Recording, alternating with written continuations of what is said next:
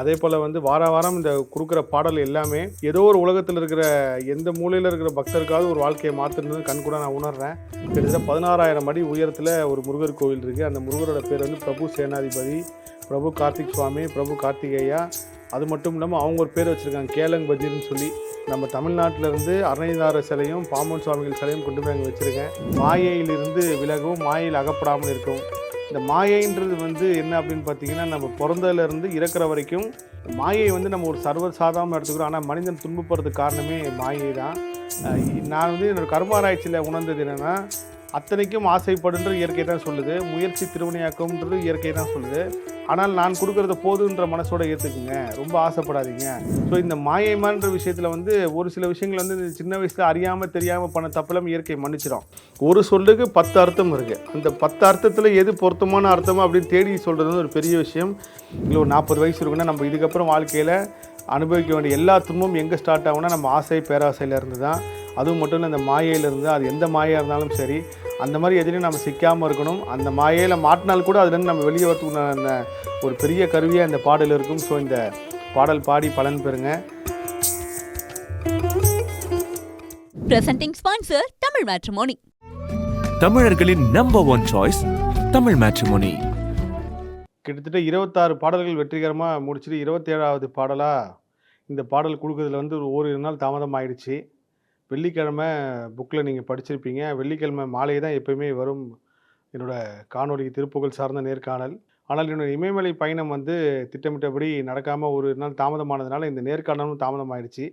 அதுக்கு முதல்ல நான் வந்து மன்னிப்பு கேட்டுக்கிறேன். ஏன்னா நான் வந்து குமுதம் நிர்வாகத்திலே சொன்னேன், சார் இது மாதிரி ஒரு நாள் தள்ளி போதே எதுவும் தவறாயிடாதான்னு கேட்கும்போது, இல்லை சார் நீங்கள் வந்து கொடுத்துருங்க. எப்போயுமே நான் 2 பாடல் சேர்த்து கொடுப்பேன். அதே மாதிரி தான் போன வாட்டியும் கொடுத்துட்டு போனால் அது சரியாக வந்துச்சு. அதுக்கப்புறம் நான் சென்னையிலேருந்து சண்டிகர் போயிட்டு திரும்ப சண்டிகர்லேருந்து வந்திருக்கணும். ஆனால் என்னோடய இமயமலை பயணத்தில் காஷ்மீர் போயிட்டு வர மாதிரி ஆனதுனால டோட்டலாக எல்லா நாளும் மாறி 27வது பாடலோட எழுத்து வடிவம் மட்டும் நான் முன்கூட்டியே கொடுத்துட்டேன். ஆனால் வீடியோ காணொலி வந்து ஒரு நாள் தாமதமாகி நீங்கள் இதை திங்கட்கிழமை செவ்வாய்க்கிழமை பார்ப்பீங்க. அதுக்காக நான் ஒரு தடவை மன்னிப்பு கேட்டுக்கிறேன். ஏன்னா நிறைய முருக பக்தர்கள் திருப்பம்புதம் திருப்புகழில் தொடர்ந்து ஃபாலோ பண்ணிட்டுருக்கீங்க. சேனல் நிர்வாகத்துக்கு ஃபோன் பண்ணி ஏன் வரலன்னு சொல்லி கேட்டிங்கன்னு சொன்னாங்க. அதே போல் வந்து வாரம் இந்த கொடுக்குற பாடல் எல்லாமே ஏதோ ஒரு உலகத்தில் இருக்கிற எந்த மூலையில் இருக்கிற பக்தருக்காவது ஒரு வாழ்க்கையை மாற்றுறது கண்கூட நான் உணர்றேன். அதுக்கு எத்தனையோ முருக பக்தர்கள் வாட்ஸ்அப்பில் வந்து எனக்கு பதிவு அமைச்சிருக்கேன். அந்த ஸ்க்ரீன்ஷாட் நான் பதிவு எடுத்து வச்சுருக்கேன். குமுதம் பக்தி இதெல்லாம் நான் சொல்லியிருந்தேன், சார் இந்த பக்தர்கள் திருப்புகழ் படித்து பலன் பெற்றவங்களோட வாட்ஸ்அப் ஸ்க்ரீன்ஷாட்டில் ஏதாவது ஒரு இதில் வந்து பதிவு செய்யுங்க அப்படின்னு சொல்லி. ஸோ இது வரைக்கும் கிட்டத்தட்ட 26 பாடல்கள் முருகப்பெருமான் கருணையால் நல்லபடியாக முடிஞ்சிருக்கு. இப்போ 27வது பாடல் பார்க்க போகிறோம். இந்த 27வது பாடல் பார்க்கறதுக்கு முன்னாடி என்னோடய இமயமலை பயணத்தை அனுபவத்தை நான் வந்து பதிவு செஞ்சுறேன். நான் இமயமலைக்கு போன கோவில் வந்து குக்தின்னு சொல்லி ஒரு கோவில், இமயமலை கார்த்திக் சுவாமி. இந்த குமுதமில் தான் முதல்ல நான் யூடியூப் சேனல்லே இந்த விஷயத்தை பதிவு செய்கிறேன். தமிழ்நாட்டில் இருந்து இதுக்கு வரைக்கும் யாரும் அங்கே போனதில்லை. நான் தமிழ் சார்ந்த வீடியோவும் எங்கேயும் நான் பார்த்ததில்லை. இமயமலையில் சம்பான்ற ஒரு வில்லேஜ், இமாச்சல பிரதேஷில், அங்கே குக்தின்னு ஒரு கிராமத்தில் இந்தியாவோட கடைசி கிராமம்னு சொல்லப்படுது. அங்கே கிட்டத்தட்ட 16,000 அடி உயரத்தில் ஒரு முருகர் கோவில் இருக்குது. அந்த முருகரோட பேர் வந்து பிரபு சேனாதிபதி, பிரபு கார்த்திக் சுவாமி, பிரபு கார்த்திகேயா.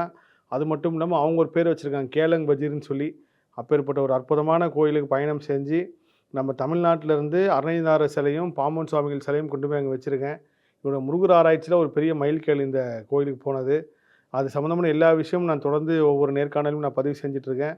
ஸோ இது குமுதம் பக்தி இதில் வந்து முதல் முறையாக நான் இந்த விஷயத்தை பதிவு செய்கிறது வந்து இதுவும் முருகர் உத்தரவு தான். அப்பேற்பட்ட ஒரு அற்புதமான இடத்துக்கு போயிட்டு வந்தேன். அது மட்டும் இல்லாமல் காஷ்மீர்லேயும் என்னோடய பயணம் முருகர் ஆராய்ச்சி சம்மந்தமாக இருந்தது. எல்லா விஷயமும் நம்மளுக்கு முருகப்பெருமான் நடத்துகிறான்றதுக்கு ஒரு உதாரணமாக நான் என்னோடய இமயமலை பயணம் இருந்துச்சு. நான் அதை விரிவாக ஒவ்வொரு பதிவிலும் நான் பதிவு செய்கிறேன்.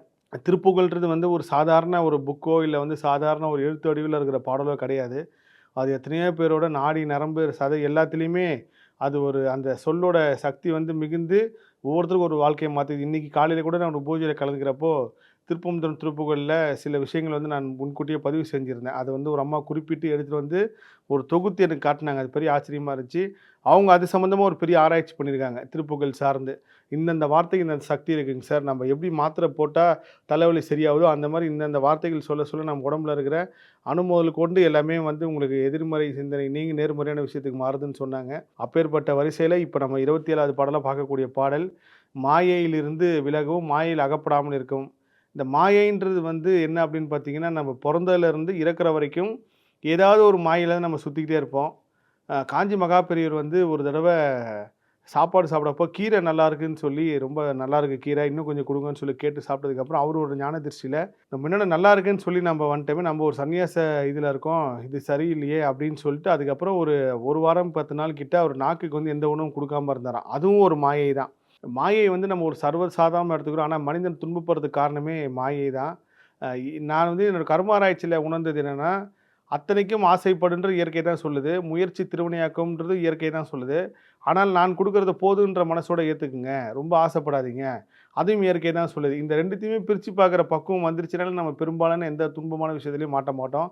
நம்ம துன்பத்தில மாட்டுறதுக்கே ஒரு உறுதுணையா எப்படி வாய மூடி இந்த மீன் வந்து தூண்டில்ல மாட்டாதோ, அதே மாதிரி நம்ப வாய திறக்கிறோமோ இல்லையோ, நம்ம ஏதாவது ஒரு துன்பத்தில மாட்டுறதுக்கு ஒரு தூண்டில் தான் இந்த மாயை. அந்த மாயை எப்படி வருதுன்னா, நம்ம நினைவு தெரிஞ்சதுக்கப்புறம் ஸ்கூலுக்கு போறோம். ஸ்கூலுக்கு போம்போது ஏதோ ஒரு பேக்கரியில ஏதோ ஒரு பொருள் பார்க்குறோம். ஒரு பன்னு சாப்பிடணும்னு நினைக்கிறோம். இல்ல ஏதாவது ஒரு உணவு சாப்பிடணும்னு நினைக்கிறப்போ, நம்மகிட்ட காசு கிடையாது. நம்ம ஏன்னா ஸ்கூல் படிச்சுட்டு எந்த தொழிலும், வருமானம், எந்த ஒரு பொருளாதாரம் இல்லாதப்போ, எங்கேயாவது ஒரு இடத்துல காச திருடுறோம். அப்பாகிட்ட இருந்தோ, இல்ல அவங்ககிட்ட சொல்லாம, அனுமதி இல்லாம காசு எடுத்துட்டு வந்து நம்ம சாப்பிடுறோம். அது முதல் கொண்டு நம்ப பொறந்து, அதுக்கப்புறம் கடைசி இறக்கிற தருவாய் வரைக்கும் இந்த மாயை வந்து நம்மள ஏதோ ஒரு வகையில ஆட்கொண்டே இருக்கு. ஸோ இந்த மாயைமான்ற விஷயத்தில வந்து ஒரு சில விஷயங்கள் வந்து இந்த சின்ன வயசுல அறியாம, தெரியாம பண்ண தப்பெல்லாம் இயற்கை மன்னிச்சிரும். புக்ல நான் வந்து படிச்சிருக்கேன். அதில வந்து ஒரு விஷயம் சொல்லுவாங்க. 1லேருந்து 5 வயசு வரைக்கும் அந்த குழந்தை செய்ற சில பாவங்கள், சில செய்ற அறியாம விஷயங்கள் எல்லாமே வந்து தந்தை எடுத்துப்பாங்க. அதுக்கப்புறம் 5லேருந்து 10 வயசு வரைக்கும் தாய் எடுத்துப்பாங்க. அதுக்கப்புறம் அந்த 10 வயசுனதுக்கு அப்புறம் தான் அந்த குழந்தையோட கர்மா வேலை செய்யும்னு சொல்லி நான் ஒரு புக்ல படிச்சிருந்தேன். அது என்ன தொடர்ச்சி, அத பத்தின போறப்போ திரும்பவும் இந்த மாயை தான் வந்திருக்கு. இந்த மாயைன்ற வார்த்தைய அடிக்கடி சொல்லக்கூடாதுன்னு என்னோட குருநாதர்லாம் சொல்லுவாங்க. ஏன்னா, நம்ம எந்த விஷயத்த பத்தி பேசுறோமோ அந்த சக்திய நம்ம தொடர்ந்து ஆட்கொள்ளும்ன்ட்டு. இப்போ ஒரு நல்ல ஒரு இடத்துல வேலை செய்வாங்க. அந்த வேலைய விட ஒரு பெரிய இடத்துல வேலை கிடைச்சிருக்கும். இல்ல அந்த இடத்துல ஒரு பெரிய சம்பளம் கிடைக்கும். அது வந்து கிடைக்கும் அப்படின்ற ஒரு எண்ணத்தோட இருந்தா பரவால்ல. அதுக்காக நீங்க கிடைக்கிறதுக்கு முன்னாடியே இந்த வேலைய விட்டுட்டு போறதும் ஒரு விதமான மாயை தான். இந்த மாரி எல்லார் வாழ்க்கையிலும் ஒவ்வொரு துன்பம், ஏதாவது ஒரு வகையில ஆசை மற்றும் பேராசை மூலியமா வந்திருக்கும். அப்படி சப்போஸ் மாட்டி சிக்கி தவிக்கிறீங்க. நான் வந்து ஒரு இடம் ஒண்ணு வாங்கினேன். அந்த இடத்த வந்து சின்ன விலைக்கு வாங்கி பெரிய விலைக்கு விக்கலான்னு சொல்லி நான் வந்து வாங்கி, அதில மாட்டிக்கிட்டு இப்போ வரைக்கும் நான் தவிச்சிட்டு இருக்கேன். அந்த இடத்துலருந்து வெளிய வர முடியாமன்றது ஒரு மாயை தான். ஸோ இந்த ஆசை போட்ட பாலத்தில மாட்டி துன்பப்பட்டவங்க நான் உட்பட எத்தனையோ பேர் இருக்காங்க. நானும் இந்த மாயைலாம் ஒரு காலத்தில இருந்திருக்கேன். நான் அடிக்கடிக்கு சொல்லுவேன். முருக பக்தர்களே நான் ஏதோ புனிதமானவன்னு நினைக்காதீங்க. நான் பண்ணாத தப்பு கிடையாது. பண்ணாத பாவம் கிடையாது. எல்லா விஷயத்தையும் பண்ணி ஒரு கட்டத்துக்கு மேல இது எதுவுமே நிரந்தரம் கிடையாது. முருகர் தான் நெஜம். மிச்சம் எல்லாமே வந்து நீங்க எவ்வளோ தாயா, புள்ளையா பழகுனாலும், எவ்வளோ பெரிய நீங்க ஒரே தட்டுல சாப்பாடு சாப்பிட்டு வளர்ந்தாலும், நீங்க ஏதோ ஒரு வகையில பொருளாதார ரீதியாவோ, இல்ல ஒரு பொருளாவோ, இல்ல பணமாவோ எங்கேயோ ஒரு இடத்துல நீங்க வாங்கி பண்ணலாம். அவங்க டக்குனு அந்த குணத்த மாத்திருவாங்க. எனக்கு தெரிஞ்சு தாய் மட்டும் தான் இந்த குணம் மாறாத இருக்கிறவங்க. ஒரு சில இடத்துல ஒரு சில தாய்களும் வந்து ஏதோ ஒரு வகையில மாறிர்றாங்க. ஆனால் கண் கண்ட தெய்வம், கலியுக கடவுள், கந்தப்பெருமான் மட்டும் தான் நீங்க எந்த சூழ்நிலையில நீங்க அவர கும்புறீங்களோ, இல்லையோ, ஒரு தடவ முருகான்னு சொன்னாலும் சரி, நீங்க கோயிலுக்கே போனாலும் சரி, இல்ல மாசம் ஒரு தடவ போனாலும் சரி, நன்றி மறக்கா தெய்வம்னா அது முருகர் தான். அம்மாவோ, அப்பாவோ, கணவன், மனைவி, காதலி, அண்ணன், தம்பி யாருகிட்ட நீங்க எவ்வளோ உறவா இருந்தாலும், எவ்வளோ பாசம் காட்டினாலும், ஏதோ ஒரு வகையில வந்து அவங்க நீங்க கஷ்டப்படுற மாரி நடந்திருப்பாங்க.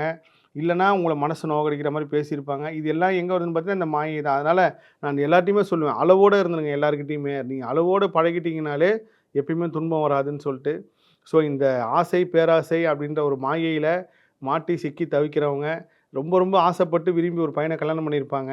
அந்த கல்யாணம் பண்ணதுக்கப்புறம் அவங்க வாழ்க்கை வந்து ரொம்ப நரகமா மாறியிருக்கும். இல்ல இது ரொம்ப ஒரு பொண்ணு மேல நான் ஆசைப்பட்டேங்க சார். அந்த பொண்ணு வந்து என்ன மதிக்க கூட இல்ல.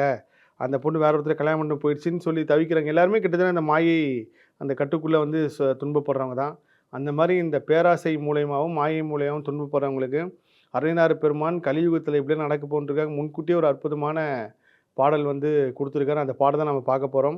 இமயமலையில அருணைநாதர் படம் வைக்கணும், அருணைநாதரோட சிலை வைக்கணும்னு எனக்கு உத்தரவு கிடைச்சு, ஸோ அருணைநாதர் ஏன் வந்து இமயமலையில போய் இந்த சிலைய வந்து நம்ம வைக்கிறதுக்கு முருகப்பெருமான் உத்தரவு குடுத்தாருன்னு பார்த்தா, அருணைநாதர் பெருமான் மொத்தம் 16,000 திருப்புகழ் பாடியிருக்காரு. அந்த 16,000 திருப்புகள்ல நம்ம கை கிடைச்சது கிட்டத்தட்ட ஒரு 1400 திருப்புகழ் மட்டும் தான். அதிலேயே ஒரு சில பாடலோட அர்த்தம் வந்து இப்போ வரைக்கும் யாருக்கும் புரியல.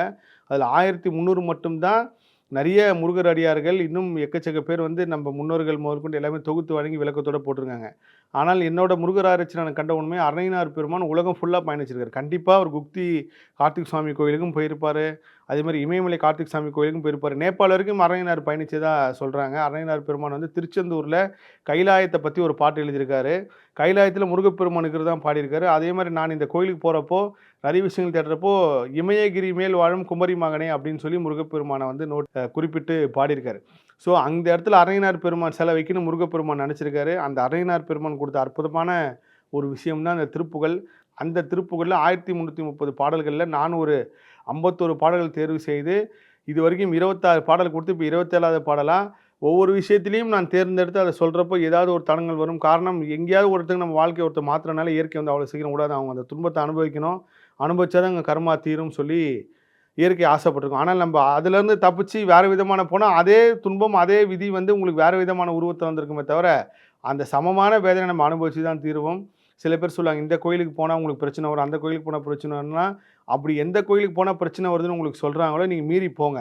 மீறி போய் அந்த துன்பத்தை அனுபவிச்சிட்டிங்க அப்படின்னா அது இந்த பர்த்தோடய போயிடும். இல்லைனா அதே துன்பம் வேறு விதமான தோற்றத்துலையும் வேறு விதமான உருவத்தில் நம்மளுக்கு திரும்ப திரும்ப லைஃப்பில் வந்துக்கிட்டே இருக்கும். ஒரு சில பேருக்குலாம் எப்பயுமே மனப்பிரச்சனை இருந்துகிட்டே இருக்கும், ஒரு சில பேருக்குலாம் எப்பயுமே ஹெல்த் பிரச்சனை இருந்துக்கிட்டே இருக்கும், ஒரு சில பேருக்கு எப்பயுமே பணப்பிரச்சனை இருக்கும். இது ஏன் தொடர்ந்து இந்த இயற்கை கொடுக்குதுன்னா இந்த மாயன்ற ஒரு விஷயத்தில் நீங்கள் ஒரு பாடம் கற்றுக்கிற வரைக்கும் அந்த இயற்கை வந்து விடாது. சில பேர் ஹெல்த் கான்ஷியஸாக இல்லாமல் இருப்பாங்க. கண்டதை சாப்பிட்றது, அன்டைம் தூங்குறது, அந்த அந்த விஷயத்தில் வந்து நீங்கள் கான்ஷியஸாக உங்கள் மனசு வர வரைக்கும் இந்த இயற்கையை வந்து விடவே விடாது. அதுக்குள்ளே துன்பம் கொடுத்துக்கிட்டே இருக்கும். எப்போ நீங்கள் ஓகே ரைட்டு நம்ம இப்படி இருந்தால் நம்ம உடம்பு நல்லாயிருக்கும். அதே மாதிரி பண விஷயத்தில் வந்து நிறைய பேருக்கு தொடர்ந்து பிஸ்னஸ் லாஸு, தொடர்ந்து எதில் முதலீடு போட நஷ்டமாக இருக்கும் போது ஒரு சில பேருக்கு வந்து தொழில் செய்யணும்னு இயற்கையை கொடுத்துருக்கோம், ஒரு சில பேருக்கு வந்து வேலை செஞ்சு தான் சாப்பிடணுன்றது இருக்கும். இதில் 2 பேருமே 2 விஷயம் புரியாமையும் கடைசி வரைக்கும் ஏதோ ஒரு வகையில் முயற்சி பண்ணி தோத்துட்டே இருப்பாங்க. அப்போ நிதானமாக நீங்கள் இருந்து இந்த மாதிரி திருப்புகழ் பாடல் பாடி தொடர்ந்து படிக்கிறப்போ அதில் ஒரு தெளிவு கிடைச்சி அந்த தெளிவு உங்களுக்கு ஞானமாக மாறி நம்ம எதை செய்யலாம், பிஸ்னஸ் செய்யலாமா வேலை செய்யலாமா. ஒரு சில பேர் வந்து ரொம்ப நாள் வேலை முயற்சி பண்ணிட்டே இருப்பாங்க, ஆனால் அவங்க விதி வந்து தொழில் செய்யணுன்னு இருக்கும். ஸோ இந்த மாதிரி பல குழப்பத்தில் இருக்கிறவங்க, பல மாயையில் வந்து சிக்கி தவிக்கிறவங்க, அது பெண் மாயாக இருக்கட்டும், இல்லை பொருள் மாயையோ, இல்லை தங்கத்தின் மீது இருக்கிற மாயையோ, இல்லை எந்த மாயை ஆசையில் இருந்தாலும் அதுலேருந்து நீங்கள் வெளியே வரணும். அது மூலிமா ஏற்பட்ட துன்பம் மாறி நம்மளுக்கு ஞானம் கிடைக்கிறதுக்காக இந்த ஒரு பாடல். இப்போ 27வது பாடலாக நான் கொடுக்கக்கூடிய பாடல் மாயில் அகப்படாமல் இருக்க திருப்புகழில் அந்த பாடலோட முதல் 4 வரி நான் பதிவு செய்கிறேன். அதுக்கப்புறம் அந்த பாடலோட முழு குரல் வடிவும் முழு எழுத்து வடிவுமே இந்த யூடியூப் சேனலில் வரும். ஆல்ரெடி புக்கில் வந்துருச்சு, போய் பாருங்கள்.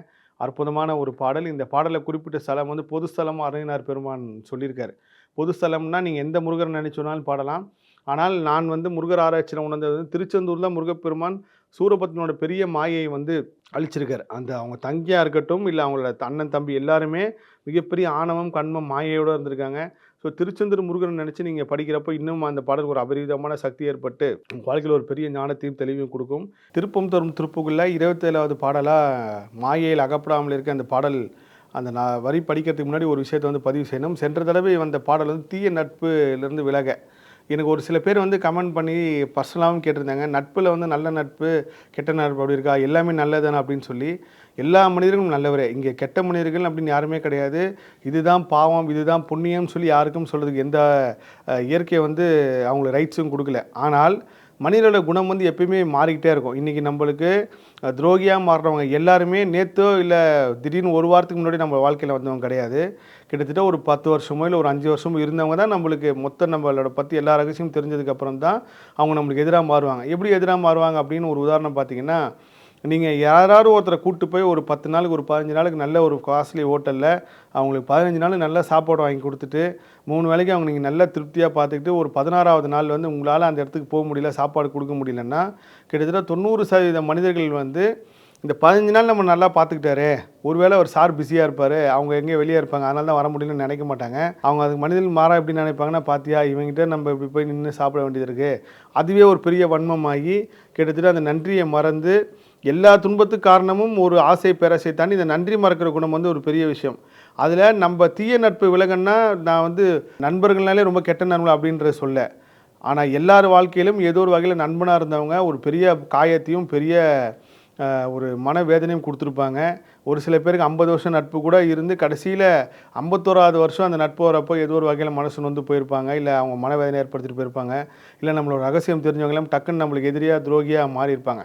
அந்த மாதிரி பாதிப்பு ஏற்படுத்தினவங்க, அந்த மாதிரி பாதிக்கப்பட்டவங்க இதுமேல் அதுக்கப்புறம் பாதிக்கப்படாமல் இருக்கிறது அந்த தீய நட்பு விலகுன்ற தலைப்பு கொடுத்தனே தவிர, நட்பில் வந்து எல்லா நட்புமே புனிதமான நட்பு தான், எல்லா உறவும் புனிதமான உறவு தான். ஆனால் எல்லாருக்கும் ஒரு நியாயம் இருக்கும். ஜெயகாந்தன் வந்து சொல்லுவார், எல்லாருக்கும் ஒரே மாதிரி சூழ்நிலை அமையாது, எல்லாரும் வந்து இங்கே சந்தர்ப்பம் சூழ்நிலை அமைகிற வரைக்கும் வந்து ரொம்ப நல்லவங்க தான். அமையாததுக்கு போகிறப்போ எல்லாம் கெட்டவெல்லாம் மாறுவோம்னாங்க. ஸோ எல்லாரும் நல்லவரே. அதனால் அந்த நட்பு விஷயத்தில் வந்து யாரும் குழப்பிக்காதீங்க. என்னோட பர்சனல் நண்பர்கள் கூட வந்து இந்த மாதிரி இருக்குன்னா நிச்சயமாக இருக்குது. நீங்கள் வந்து எல்லா நட்பும் வந்து எப்பயுமே ஒரே மாதிரி இருக்காதுல்ல, அதுதான் உண்மை. இப்போ சமீப காலமாக பசங்க பிள்ளைங்களே வந்து அப்பாவுக்கு எதிராக மாறுறாங்க, அப்பா பிள்ளைங்களுக்கு எதிராக மாறுன்றப்போ நட்பு மட்டும் நம்மளுக்கு எப்படி மாறாமல் இருக்கும். அந்த மாதிரி எதிர்காலங்களில் அந்த நட்புனால அந்த பிரச்சனையை வந்துடக்கூடாது, எந்த பாதிப்பும் அடையக்கூடாதுன்னு தான் அந்த ஒரு விஷயத்தை வந்து தேர்ந்தெடுத்து நான் பதிவு செஞ்சேன். மற்றபடி எந்த நட்பையும் நான் கொச்சப்படுத்தலை, அதை வந்து தெளிவுபடுத்திக்கிறேன். இப்போ 27வது பாடலாக மாயில் அகாப்ராமில் இருக்க பாடலோட முதல் 4 வரி நான் பதிவு செய்கிறேன்.